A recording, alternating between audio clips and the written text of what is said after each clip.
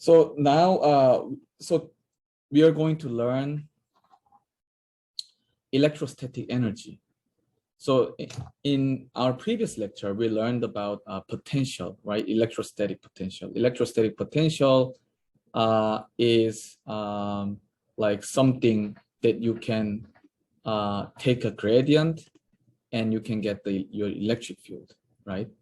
And then we learned how to obtain electric potential. And then we've done like 2 exercises to see how this electric potential is useful in solving electrostatic problems. And what we are going to learn today is electrostatic energy, okay? And as I forgot who it was, but as one of the students asked in the previous lecture, when you calculate the energy is not a linear quantity. So in order to calculate the energy, you have to take into account all the interactions between the charges. And so here's the example. Like we can consider 3 charges, okay? And then we want to make these 3 charges into final configuration of this Q1, Q2, Q3, placed at this position, this specific position, like P1, P2, P3. Okay, so the question is, how much of energy is required in order to make these charges gathered like this? Okay, so and then of course compared to what? Compared to the case where these charges are located at infinity, so that they do not interact with each other at all. Okay, so let's try how to calculate the energy. First, you can consider you bring a charge Q1 from infinity to the desired position P1. Okay, and then because there's nothing out there, there's no electric field, so it doesn't require any work to do that, right? So no energy required to have just one charge, right? And then now you can think of bringing second charge. Bringing second charge requires work because there is first charge, and this first charge creates electric field everywhere. So in order to bring the second charge in, you need to overcome this force due to the Q1, right? And then how to calculate that? You can calculate it like this, like Q2 multiplied by E1, right? So the charge due to the E1 at position position 2, or it's difficult to say, like E1, the electric field due to the E1, Q1, and then you need to take integration, right? And then you're bringing your second charge from infinity to P2, infinity to P2, right? And then Q2 is constant, so you can take it out. Then what's left is V21, right? So the electric potential due to charge 1 at position 2. So that's what you the definition of V21.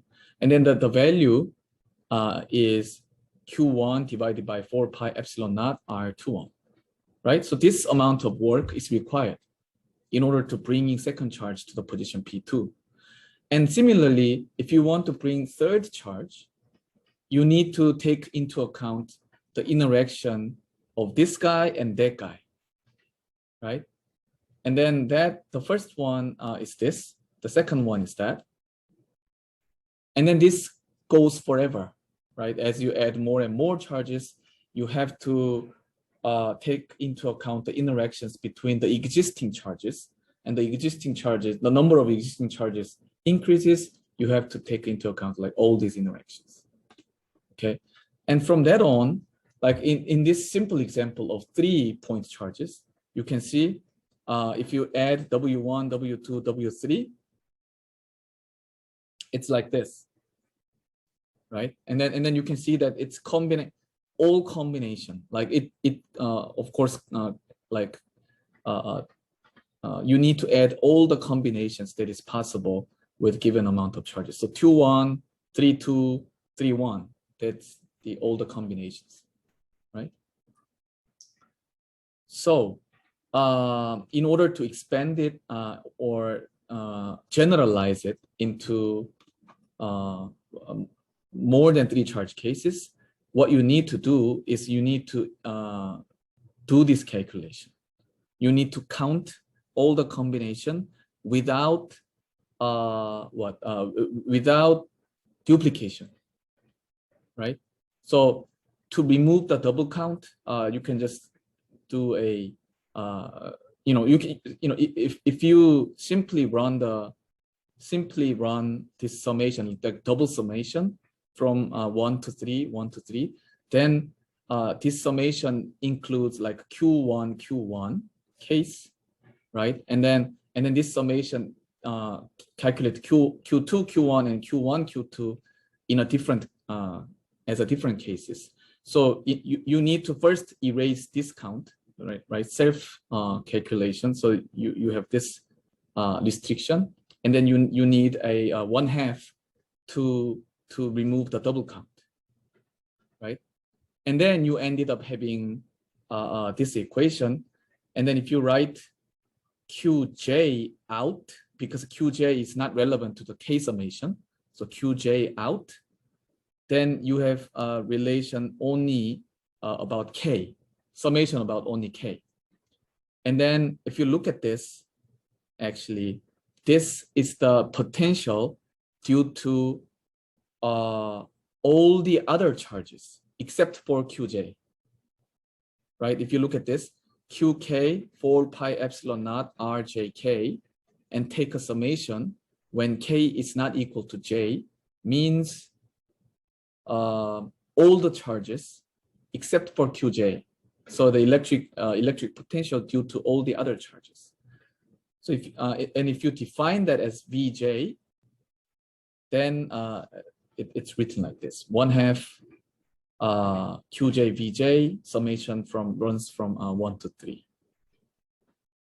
right? And then of course, if you make it into a multiple, like a 3 to n, there's no problem doing that. So this is your electrostatic energy. Okay, and of course, as you can see here, it's not straightforward. Like so, like it's not linearly superposed, right? The electrostatic energy takes into account all the possible interactions for all combinations. So it's not added linearly as you add one more charges. So if you have any question here.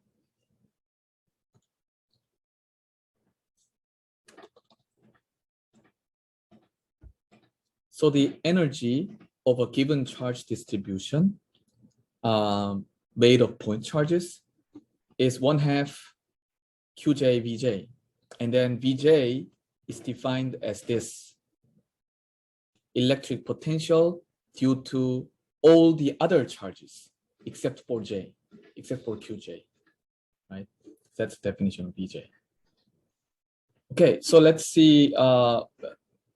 You probably understand what is going on here, but probably have a problem in applying this concept in actual problem.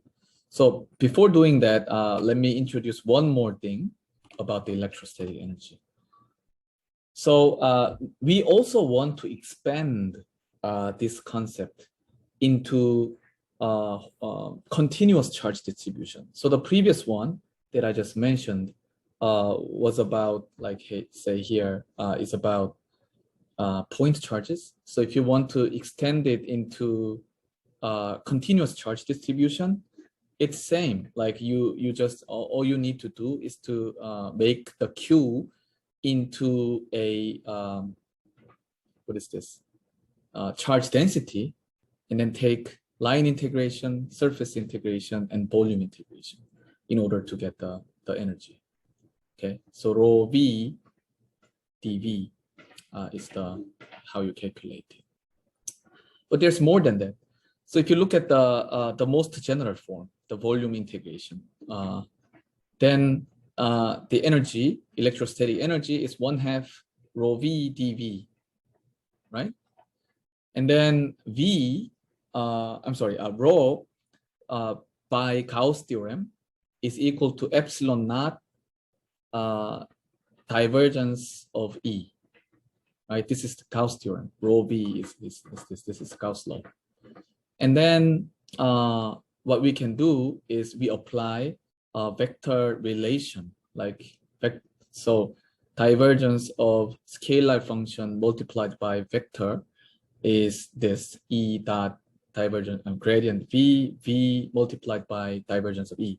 So if you apply this to this case, then you achieve this relation. So this corresponds to this, and then this and that correspond to these two terms, right? That's I guess so far it's easy. And now you can apply divergence theorem here, from here to here. So the divergence of VE and volume integration becomes a surface integration, right? And then here's what's important. Let's say you have, probably let me show the second line first. Right. So this is the important part. The previous ones, I mean, from here to here, it's all easy, but this one is not trivial. So let me show you. What I did was that if you take this volume to be infinitely large, then this term goes away for most cases. Okay, this term goes away for most cases. And then while this doesn't change. So let me tell you in more detail. So let's say you have a charge distribution. This is your charge distribution, rho v. Okay. And then if you want to evaluate this integration, what you do is you take the volume integral of rho v multiplied by v dv.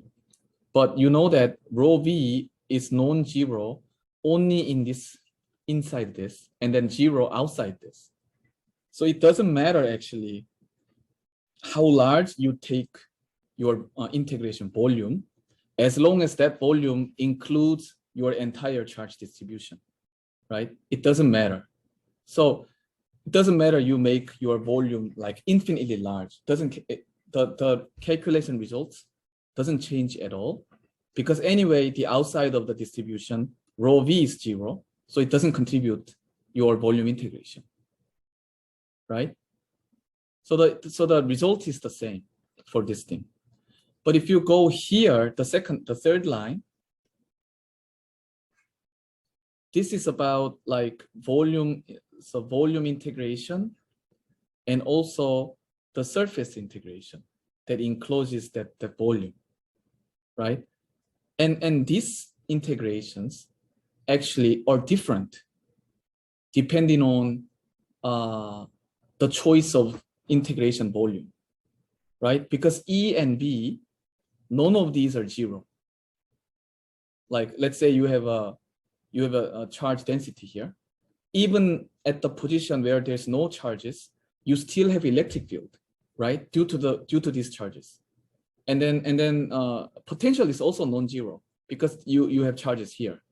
So depending on the choice of volume, your integration result for this part and that part changes, right? But still, the total integration value, the sum of these, must be same. We know it from this relation. Okay, then what is the most reasonable way to, or most convenient way to choose the integration volume? That is choosing this volume infinitely large. Okay, then what happens is that let's say your volume, your charge is here, and if you're very, very far away from the charge distribution, you know that your electric field must be proportional to 1 over r squared. Because anyway, this charge distribution becomes a point charge. Like you can approximate it as a point charge. And then your potential goes to 1 over r, right? So if the volume is very, very large, then you know that VE must be proportional to 1 over r cubed. And then, of course, the surface integral is proportional to r squared, right? So if you do this integration, it approaches to 0 as your volume becomes larger and larger. So if it's infinitely large, then this contribution always goes to 0, okay? So that's the trick that we used here. By choosing the volume to be infinitely large, you can ignore the surface integral contribution, right? And then your volume integration should include like infinity. And then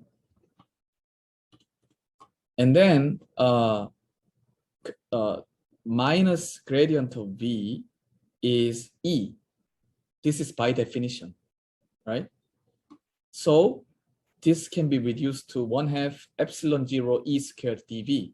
So volume integration of 1/2 epsilon 0 E squared, right? But you have to make sure that this integration must be done for entire volume, for infinitely large volume. And then now we define this thing is the electrostatic energy density, right? We just kind of have a concept, because if you volume integrate this, you get the energy, total energy. So in that sense, we can say that, okay, so this is the energy density, so which is 1/2 epsilon 0 E squared. Okay, so in order to calculate electric the density of, total energy of electric static system, there are two ways. One is either you can integrate this thing, 1/2 epsilon 0 E squared, or you can integrate rho V V dV. Okay, so either way is fine. But in many cases, the second method is easier than the first method. So let me give you one example. So this is an example. So if somebody asks you to find the electrostatic energy of a uniformly charged sphere with charge density rho V and radius A. So you have like a charged ball. And then if somebody asks you, what's the energy? What's the electrostatic energy in order to create this charged ball? As we learned, there are two ways. One is through 1/2 rho V dV. Okay. And then in order to calculate V, the potential, of course, you can evaluate the potential from the electric field, right? Right. You can easily calculate, obtain the potential from the electric field. And then how to obtain electric field? Electric field can be obtained by Gauss law, because we know the electric field everywhere in the system. And then we've done this in Gauss when we learned the Gauss law, right? So the electric field increases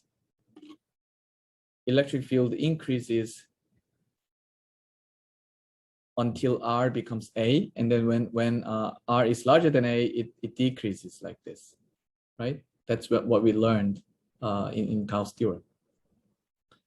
And then electric field direction is AR. That's also what we learned. So we know that, so we can easily calculate V. So this calculation is like from infinity to A, you can integrate this thing, 1 over R prime R squared. And then if you do this, you can, so from when you approach this to inside the sphere, you can take the integration from A to R with linearly dependent calculation, right? So if you add them up, you know that the potential reference to the infinity is this, rho V divided by 6 epsilon naught 3A squared minus R squared. So that's how you calculate the potential. And once you know the potential, then you can multiply this potential to your rho V. You know rho V, right? Rho V is rho V when R is smaller than A. When R is larger than A, rho V becomes 0, right? There's no charge. So you can perform this integration like from 0 to A, rho V, V R squared dr, and then you have an expression for V here. Plug that in, evaluate, you get this, okay? 3 over 20 pi epsilon 0 Q squared divided by A, okay? And here Q, large Q, is the total amount of charge, which is, of course,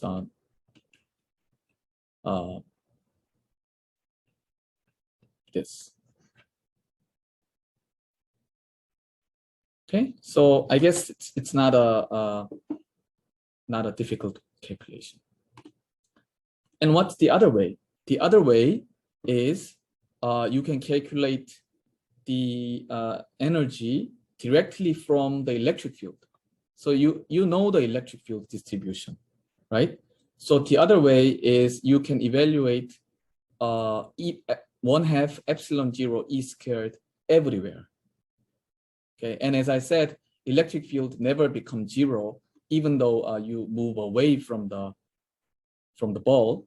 So you have to take into account all volume, and then if you do calculate this calculation, like you have to divide the section like from 0 to A and A to infinity, right? Because they have different dependence on R. And then if you perform this integration, you will know that it's also same as 3 divided by 20 pi epsilon naught. Okay, so this is 2 different ways of calculating electrostatic energy of a system. And then one of the mistakes that students easily make is that when you perform this integration, some students just tend to integrate only inside the sphere. This is not a proper way, okay? So if you do that, then the result is only inside the sphere. The result is this, right? Much smaller than the actual value. Why is that? Because if you do that, you cannot ignore the surface integral contribution in our previous derivation. So if you perform only the inside of the sphere, then in that case you cannot ignore this term. So you have to calculate this term for your spherical surface. And if you add them up, you will see that it's the same. Okay, but that's very inconvenient. Instead of doing that, you can just perform the integration from 0 to infinity. Okay, that's much more proper way to do it. Okay, so that's all I want to say about the electrostatics in free space. If you have any question, please let me know if anything is unclear. Okay, Choi Hong-lok asks in page 21, in second term, isn't E dot divergence V E dot divergence B is 1 over R fourth, and dV is R cubed. Okay.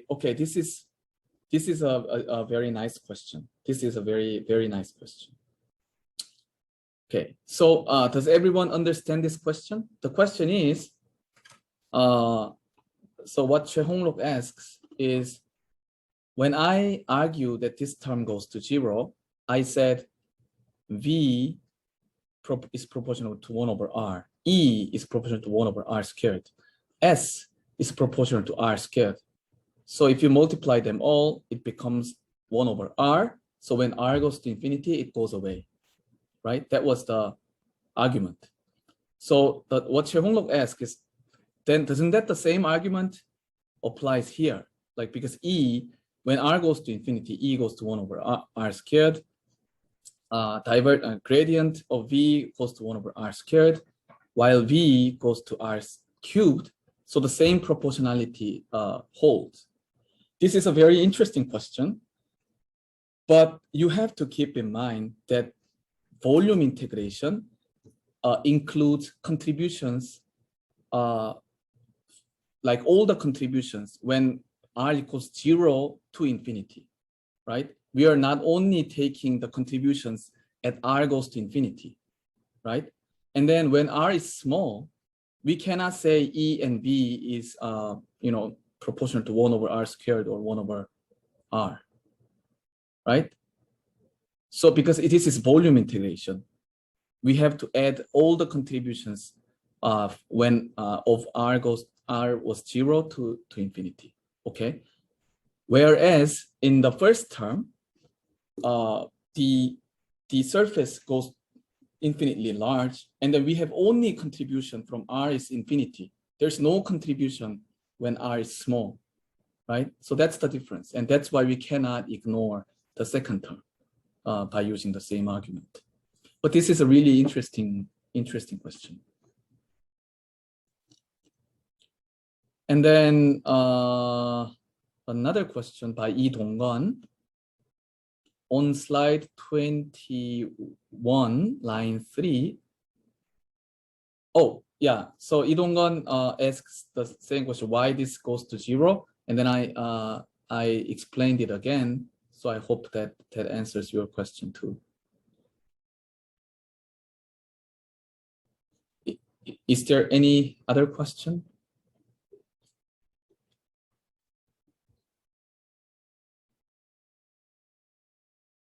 Anything? So what you need to keep in mind is just this. When you use 1/2 epsilon 0 E squared, just do the volume integral for the entire space, okay? Do not limit your integration region into like where the charges exist, okay? Just include everywhere in integration.